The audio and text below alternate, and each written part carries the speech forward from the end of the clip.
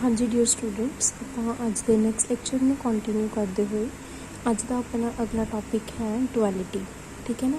ਤਾਂ ਡੁਐਲਿਟੀ ਕਿਵੇਂ find out ਹੁੰਦੀ ਹੈ ਕਿਸੇ ਵੀ ਸਟੇਟਮੈਂਟ ਦੀ। ਡੁਐਲਿਟੀ ਫਾਈਂਡ ਕਰਨਾ ਬਹੁਤ ਹੀ ਈਜ਼ੀ ਹੈ, ਜਿਹਦੇ ਵਿੱਚ ਤੁਸੀਂ ਸਿਰਫ ਇੱਕ ਸਟੈਪ ਕਰਨਾ ਹੁੰਦਾ ਹੈ ਕਿ ਜਿਹਦੇ ਵਿੱਚ ਵੀ ਤੁਹਾਨੂੰ ਇਹ ਵਾਲਾ ਆਪਰੇਟਰ ਆ ਰਿਹਾ ਹੈ ਨਾ ਕੰਜੰਕਸ਼ਨ ਦਾ, ਤੁਸੀਂ ਉਹਨੂੰ ਡਿਸਟੰਕਸ਼ਨ ਦੇ ਵਿੱਚ ਚੇਂਜ ਕਰ ਦੇਣਾ। ਡਿਸਟੰਕਸ਼ਨ ਨੂੰ ਕੰਜੰਕਸ਼ਨ ਦੇ ਵਿੱਚ ਜਿੱਥੇ ਵੀ 0 ਆ ਰਿਹਾ ਉਹਨੂੰ 1 ਦੇ ਵਿੱਚ, ਜਿੱਥੇ 1 ਆ ਰਿਹਾ ਉਹਨੂੰ 0 ਦੇ ਵਿੱਚ, ਮੀਨਸ ਟਰੂ ਨੂੰ ਫਾਲਸ ਦੇ ਵਿੱਚ, ਫਾਲਸ ਨੂੰ ਟਰੂ ਦੇ ਵਿੱਚ ਚੇਂਜ ਕਰਕੇ ਤੁਸੀਂ ਆਪਣੀ ਸਟੇਟਮੈਂਟ ਦੀ ਡੁਐਲਿਟੀ ਫਾਈਂਡ ਕਰ ਸਕਦੇ ਹੋ।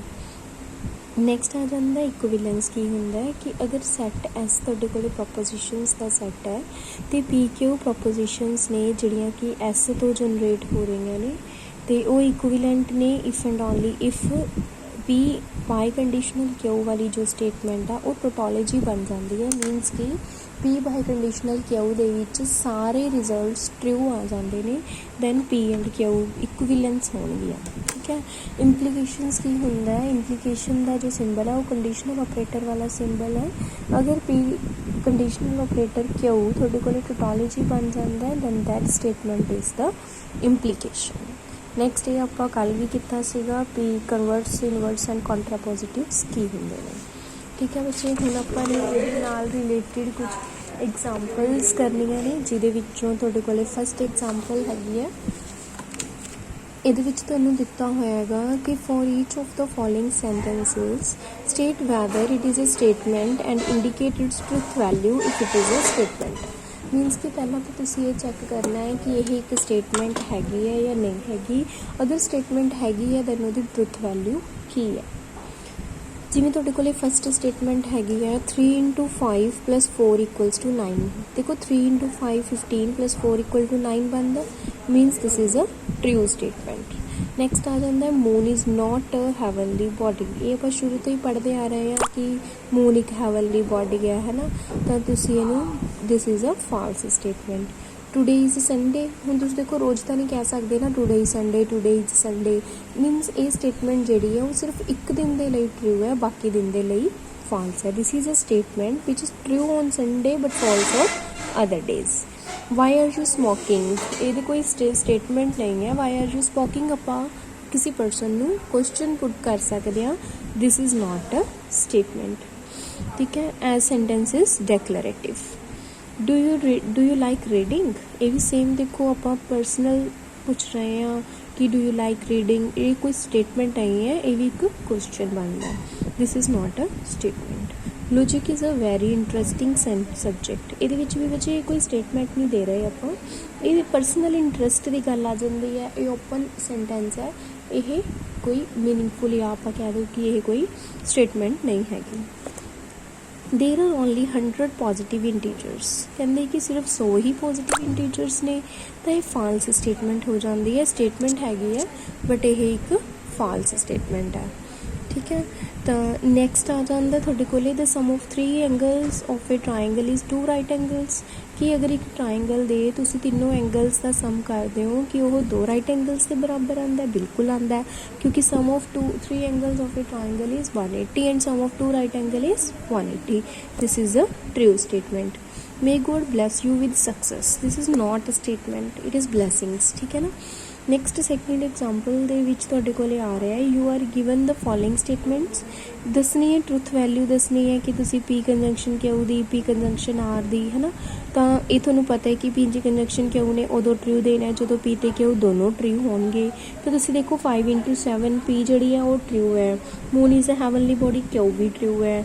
R Jammu is the most populated city in the India, ਤਾਂ ਇਹਦੇ ਵਿੱਚ ਵੀ ਤੁਸੀਂ ਇਹ ਸਟੇਟਮੈਂਟਸ ਜਿਹੜੀਆਂ ਨੇ food is necessary for life, ਇਹ ਵੀ ਟਰੂ ਹੈ। ਤਾਂ ਇਹ ਸਾਰੀਆਂ ਸਟੇਟਮੈਂਟਸ ਦੇ ਬਿਹਾਫ 'ਤੇ ਤੁਸੀਂ ਆਪਣੇ ਰਿਜ਼ਲਟਸ ਦੀ ਜਿਹੜੀ ਵੈਲਿਊ ਆ ਉਹ ਦੇ ਦੇਣੀ ਹੈ।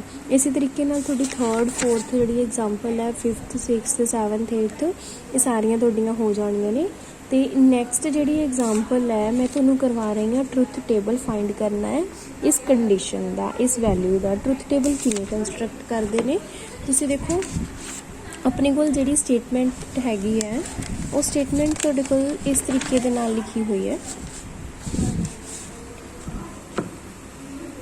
P implies Q disjunction R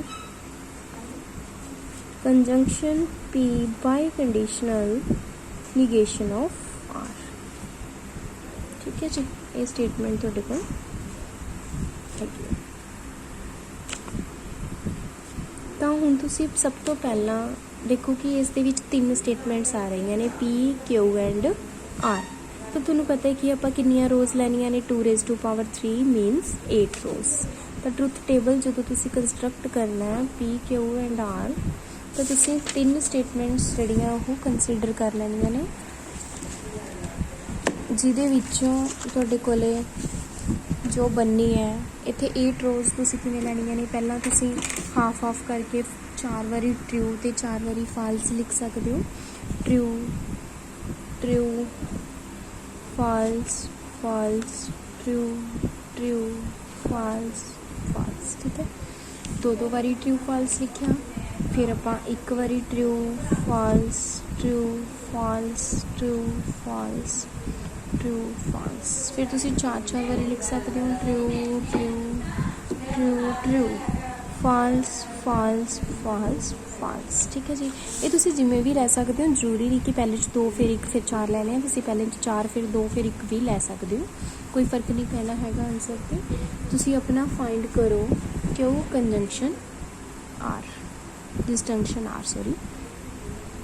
ਤਾਂ ਦੇਖੋ ਕਿਉ ਡਿਸਟੰਕਸ਼ਨ R ਨੇ ਉਦੋਂ ਟਰੂ ਦੇਣਾ ਹੈ ਜਦੋਂ ਕਿਉ ਤੇ R ਦੇ ਵਿੱਚੋਂ ਕੋਈ ਇੱਕ ਸਟੇਟਮੈਂਟ ਵੀ ਟਰੂ ਹੋ ਜਾਂਦੀ ਹੈ। ਹੁਣ ਦੇਖੋ ਇੱਥੇ ਦੋਵੇਂ ਟਰੂ ਨੇ ਤਾਂ ਇੱਥੇ ਆਪਾਂ ਟਰੂ ਲਿਖ ਦਾਂਗੇ, ਇੱਥੇ ਇੱਕ ਟਰੂ ਹੈਗਾ ਤਾਂ ਟਰੂ ਲਿਖਤਾ ਟਰੂ। ਇੱਥੇ ਫਾਲਸ, ਕਿਉਂਕਿ ਦੋਨੋਂ ਫਾਲਸ ਸੀ ਤਾਂ ਆਪਾਂ ਨੇ ਫਾਲਸ ਲਿਖਿਆ, ਟਰੂ ਐਂਡ ਫਾਲਸ। ਠੀਕ ਹੈ ਬੱਚੇ, ਫਿਰ ਉਸ ਤੋਂ ਬਾਅਦ ਤੁਸੀਂ ਆਪਣਾ ਨਿਗੇਸ਼ਨ ਆਫ R ਫਾਈਂਡ ਕਰੋ। ਨਿਗੇਸ਼ਨ ਆਫ R ਕੀ ਬਣੂਗਾ ਤੁਹਾਡੇ ਕੋਲ, R ਦਾ ਆਪੋਜ਼ਿਟ ਕਰ ਦਿਓ, means false true and true. ਠੀਕ ਹੈ ਜੀ, ਫਿਰ ਉਸ ਤੋਂ ਬਾਅਦ ਤੁਸੀਂ ਫਾਈਂਡ ਕਰੋ P implies Q ਕੰਜੰਕਸ਼ਨ ਡਿਸਜੰਕਸ਼ਨ R। Means ਇਹਨੇ ਉਦੋਂ ਟਰੂ ਦੇਣਾ ਹੈ ਜਦੋਂ ਪਹਿਲੇ ਵਾਲਾ ਫਾਲਸ ਜਾਂ ਪਿੱਛੇ ਵਾਲਾ ਟਰੂ ਹੋਵੇ। ਤੁਸੀਂ ਇਹਨਾਂ ਦੋਵਾਂ ਦੇ ਉੱਪਰ ਇਹ ਅਪਲਾਈ ਕਰਨੀ ਹੈ। ਮੀਨਸ ਦੇਖੋ ਅੱਗੇ ਵਾਲਾ ਫਾਲਸ ਕਿੱਥੇ ਹੈ, ਇੱਕ ਇੱਥੇ ਹੈ, ਤੁਸੀਂ ਇੱਥੇ ਟਰੂ ਦੇ ਦਿਓ। ਇੱਥੇ ਫਾਲਸ ਹੈ, ਇੱਥੇ ਵੀ ਟਰੂ ਆ ਜਾਊਗਾ, ਇੱਥੇ ਫਾਲਸ ਹੈ, ਇੱਥੇ ਵੀ ਟਰੂ ਆ ਜਾਊਗਾ, ਇੱਥੇ ਵੀ ਟਰੂ ਆ ਜਾਊਗਾ। ਫਿਰ ਪਿੱਛੇ ਵਾਲਾ ਕਿੱਥੇ ਟਰੂ ਹੈ, ਉੱਥੇ ਟਰੂ ਲਿਖ ਦਿਓ, ਟਰੂ ਇੱਥੇ ਵੀ ਟਰੂ, ਦੈਨ ਇੱਥੇ ਫਾਲਸ ਰਹਿ ਗਿਆ ਇਕੱਲਾ। ਠੀਕ ਹੈ ਬੱਚੇ, ਫਿਰ ਉਸ ਤੋਂ ਬਾਅਦ ਤੁਸੀਂ ਆਪਣਾ P biconditional negation of R find ਕਰੋ। ਇਹਨੇ ਉਦੋਂ ਟਰੂ ਦੇਣਾ ਹੁੰਦਾ ਜਦੋਂ ਇਹ ਦੋਨੋਂ ਸਟੇਟਮੈਂਟ ਸੇਮ ਹੋਣ। ਸੇਮ ਮੀਨਸ ਚਾਹੇ ਦੋਵੇਂ ਟਰੂ ਹੋਣ ਚਾਹੇ ਦੋਵੇਂ ਫਾਲਸ ਹੋਣ। ਹੁਣ ਤੁਸੀਂ ਦੇਖੋ ਇਹਨਾਂ ਦੋਵਾਂ ਦੇ ਵਿੱਚੋਂ ਕਿਹੜੇ ਦੋ ਬਿਲਕੁਲ ਸੇਮ ਹੈ। ਪਹਿਲੇ ਵਾਲਾ ਸੇਮ ਨਹੀਂ ਹੈ, ਫਾਲਸ। ਦੂਜੇ ਵਾਲਾ ਵੀ ਸੇਮ ਨਹੀਂ ਹੈ, ਫਾਲਸ। ਤੀਜੇ ਵਾਲਾ ਸੇਮ ਹੈ, ਦੈਨ ਟਰੂ। ਫਿਰ ਉਸ ਤੋਂ ਬਾਅਦ ਸੇਮ ਹੈ, ਇਹ ਵੀ ਸੇਮ ਹੈ, ਇਹ ਵੀ ਸੇਮ ਹੈ, ਇਹ ਦੋਨੋਂ ਸੇਮ ਨਹੀਂ ਹੈ, ਇਹ ਫਾਲਸ। ਮੀਨਸ ਕਿ ਸਾਰੇ ਟਰੂ ਆ ਜਾਣਗੇ, ਸਿਰਫ ਨੀਚੇ ਵਾਲੇ 2 ਫਾਲਸ ਛੱਡ ਕੇ। ਫਿਰ ਉਸ ਤੋਂ ਬਾਅਦ ਤੁਸੀਂ ਆਪਣਾ ਇਹਨਾਂ 2 ਸਟੇਟਮੈਂਟਸ ਦੀ ਕੰਜੰਕਸ਼ਨ ਕਰਨੀ ਹੈ। ਇਹਨਾਂ ਦੋਵਾਂ ਦੀ ਜਦੋਂ ਤੁਸੀਂ ਕੰਜੰਕਸ਼ਨ ਕਰੋਗੇ ਤਾਂ ਮੈਂ ਉਰੇ ਲਿਖ ਦਿੰਦੀ ਹਾਂ ਬੱਚੇ, ਇਹਨਾਂ ਦੋਵਾਂ ਦੀ ਜਦੋਂ ਤੁਸੀਂ ਕੰਜੰਕਸ਼ਨ ਕਰੋਗੇ P implies Q disjunction R conjunction P biconditional negation of R। ਤੁਹਾਡੇ ਕੋਲ ਕੀ ਬਣੂਗਾ ਦੇਖੋ, ਕੰਜੰਕਸ਼ਨ ਨੇ ਉਦੋਂ ਟਰੂ ਦੇਣਾ ਹੁੰਦਾ ਹੈ ਜਦੋਂ ਦੋਵੇਂ ਟਰੂ ਹੋਣਗੇ। ਮੀਨਸ ਇੱਥੇ ਫਾਲਸ ਇੱਥੇ ਟਰੂ ਆ ਜਾਊਗਾ, ਮੀਨਸ ਫਾਲਸ ਇੱਥੇ ਟਰੂ ਆ ਜਾਊਗਾ, ਫਿਰ ਟਰੂ ਫਿਰ ਫਾਲਸ ਠੀਕ ਹੈ ਬੱਚੇ। ਤਾਂ ਇਸ ਤਰੀਕੇ ਦੇ ਨਾਲ, ਵੈਸੇ ਕਾਲਮ ਨੀਚੇ ਆ ਗਿਆ ਤਾਂ ਤੁਸੀਂ ਇਹਦੇ ਨਾਲ ਲਿਖ ਸਕਦੇ ਸੀ, ਕਿਉਂਕਿ ਮੇਰੇ ਕੋਲ ਇੱਥੇ ਸਪੇਸ ਨਹੀਂ ਸੀ ਤਾਂ ਇਸ ਕਰਕੇ ਮੇਰਾ ਇੱਥੇ ਨਹੀਂ ਲਿਖ ਹੋਇਆ। ਤਾਂ ਤੁਸੀਂ ਇਸ ਕਾਲਮ ਨੂੰ ਵੀ ਇਹਦੇ ਨਾਲ ਹੀ ਲਿਖਣਾ। ਤਾਂ ਇਸ ਤਰੀਕੇ ਦੇ ਨਾਲ ਤੁਸੀਂ ਆਪਣਾ ਟਰੁੱਥ ਟੇਬਲ ਕੰਸਟਰਕਟ ਕਰ ਸਕਦੇ ਹੋ, ਜਿਵੇਂ ਤੁਹਾਡੀ ਬੁੱਕ ਦੇ ਵਿੱਚ ਵੀ ਦਿੱਤਾ ਹੋਇਆ ਹੈ। ਸਾਰਾ ਟੇਬਲ ਬਣਾ ਕੇ ਤੁਸੀਂ ਇਸ ਤਰੀਕੇ ਦੇ ਨਾਲ ਟਰੁੱਥ ਟੇਬਲਸ ਬਣਾ ਲੈਣੇ ਆ। ਸਿਮਿਲਰਲੀ 11th ਐਗਜ਼ਾਮਪਲ ਦੇ ਵਿੱਚ ਵੀ ਸਟੇਟਮੈਂਟ ਹੈ, ਉਹਦਾ ਟਰੁੱਥ ਟੇਬਲ ਬਣਾਇਆ ਹੋਇਆ। ਇਹਦੇ ਵਿੱਚ P ਤੇ Q 2 ਹੀ ਸਟੇਟਮੈਂਟ ਸੀਗੀਆਂ, ਇਸ ਕਰਕੇ ਇਹਦੇ ਵਿੱਚ ਇਹਨਾਂ ਨੇ 4 ਰੋਜ਼ ਕੰਸੀਡਰ ਕੀਤੀਆਂ ਸੀ। Next P Q R S ਆਪਣੇ ਕੋਲ ਇੱਥੇ 4 ਸਟੇਟਮੈਂਟ ਸੀਗੀਆਂ, ਤਾਂ ਤੁਸੀਂ 2⁴ 16 ਰੋਜ਼ ਇਹਦੇ ਵਿੱਚ ਕੰਸੀਡਰ ਕਰ ਲੈਣੀਆਂ ਨੇ। ਨੈਕਸਟ ਤੁਹਾਡੇ ਕੋਲੇ 13 ਦੇ ਵਿੱਚ ਵੀ ਪੀ ਕਿਊ ਆਰ 3 ਰੋਜ਼ ਨੇ, 3 ਸਟੇਟਮੈਂਟਸ ਹੈ ਤਾਂ ਉਹਦੇ ਕਰਸਪੋਂਡਿੰਗ 8 ਰੋਜ਼ ਤੁਹਾਡੇ ਕੋਲੇ ਬਣ ਜਾਣਗੀਆਂ। ਠੀਕ ਹੈ ਬੱਚੇ, ਤਾਂ ਇਸ ਤਰੀਕੇ ਦੇ ਨਾਲ ਤੁਸੀਂ ਆਪਣੇ ਟਰੁੱਥ ਟੇਬਲਸ ਕੰਸਟਰਕਟ ਕਰ ਲੈਣੇ ਨੇ। ਤਾਂ ਠੀਕ ਹੈ, ਜਿਵੇਂ ਹੁਣ ਦੇਖੋ 9th ਦੇ ਵਿੱਚ ਤੁਸੀਂ ਚੈੱਕ ਕਰਨਾ ਹੈ ਕਿ ਇਹ ਜਿਹੜੀ ਸਟੇਟਮੈਂਟ ਹੈ ਕੌਂਟਰਡਿਕਸ਼ਨ ਹੈ ਜਾਂ ਟਟੋਲੋਜੀ ਹੈ। ਤੁਸੀਂ ਇਹ ਸਟੇਟਮੈਂਟ ਦੀ ਫਾਈਨਲ ਵੈਲਿਊ ਦੇਖੋ ਕੀ ਹੈ। ਜਦੋਂ ਤੁਸੀਂ ਇਹ ਸਟੇਟਮੈਂਟ ਦਾ ਲਾਸਟ ਕਾਲਮ ਜਿਹੜਾ ਬਣਾਇਆ ਉਹ ਸਾਰਾ ਟਰੂ ਆ ਗਿਆ ਤਾਂ ਦੈਟ ਮੀਨਸ ਇਹ ਟਟੋਲੋਜੀ ਬਣ ਗਿਆ। ਅਗਰ ਇਹ ਸਾਰੇ ਫਾਲਸ ਆ ਜਾਂਦੇ ਫਿਰ ਆਪਾਂ ਕਹਿ ਦਿੰਦੇ ਕਿ ਇਹ ਇੱਕ ਕੌਂਟਰਡਿਕਸ਼ਨ ਬਣ ਰਹੀ ਹੈ।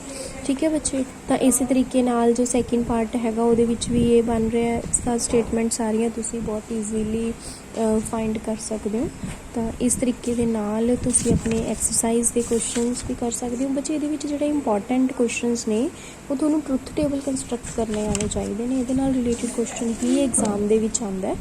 ਅਤੇ ਬਾਕੀ ਇਹਦੇ ਨਾਲ ਤੁਹਾਡੀ ਫਸਟ ਐਕਸਰਸਾਈਜ਼ ਕੰਪਲੀਟ ਹੋ ਜਾਂਦੀ ਹੈ। ਆਨਸਰ ਸਾਰੇ ਤੁਹਾਡੀ ਬੁੱਕ ਦੇ ਵਿੱਚ ਗਿਵਨ ਹੈ ਹੀ ਗਏ ਨੇ, ਤਾਂ ਤੁਸੀਂ ਉੱਥੋਂ ਵੀ ਆਪਣੇ ਆਨਸਰ ਜਿਹੜੇ ਆ ਟੈਲੀ ਕਰਨੇ ਆ। ਬਟ ਇਹ ਨਹੀਂ ਹੈਗਾ ਕਿ ਆਨਸਰ ਦੇਖ ਕੇ ਸਿੱਧਾ ਲਿਖ ਦਿਓ, ਕਿਉਂਕਿ ਐਗਜ਼ਾਮ ਦੇ ਵਿੱਚ ਆਨਸਰ ਨਹੀਂ ਮਿਲਣੇ ਤੁਹਾਨੂੰ।